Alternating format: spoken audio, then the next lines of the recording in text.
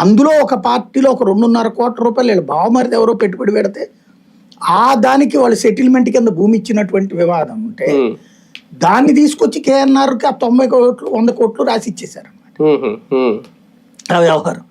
ఇంతకీ అసలు విషయం ఏంటి? అదంతా నడిపించి వీళ్ళు చెప్తున్నటువంటి పేరు ఆయనేమో చంద్రబాబు గారి మనిషి. సింగపూర్లో బాబు గారు వెళ్ళినప్పుడల్లా కార్యక్రమాలు చూసుకునేటువంటి మనిషి అన్నది వీళ్ళు చెప్తున్నట్టు. ఇది మనకెవడికి తెలియదు కదా. అది ఇప్పుడు వాళ్ళు చెప్పారు కాబట్టి నిజమని నమ్ముతాం, వీళ్ళు చెప్పారు కాబట్టి ఇది నిజమని నమ్మం.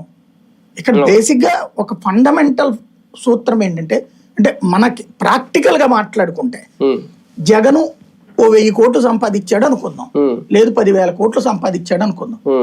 ఈ 10,000 కోట్లు రాష్ట్రానికి ఆదాయం తగ్గాలి కదా. మరి రాష్ట్రానికి ఆదాయం ఎలా పెరిగింది? ఇది ఫస్ట్ లాజిక్. రాష్ట్రానికి అప్పటిదాకా మనకి ఒక 100 కోట్లు వస్తుంది, 1400 కోట్లు 1500 కోట్లు సంథింగ్ ఆ అమౌంట్లు వస్తున్నది. జగన్ వచ్చాక 2,500 కోట్లేమో వెళ్ళింది ఆదాయం. ఆదాయం పెరిగింది 1,700 కోట్లు ఎండింగ్ ఇయర్, 2,500 కోట్లు జగన్ వచ్చాక వెళ్ళినటువంటిది. అంటే పెరిగినట్ట ఆదాయం తగ్గినట్ట? పెరిగింది. అంటే జగన్ అప్పుడు తినదలుచుకుంటే అవి తీసేసుకోవాలి కదా.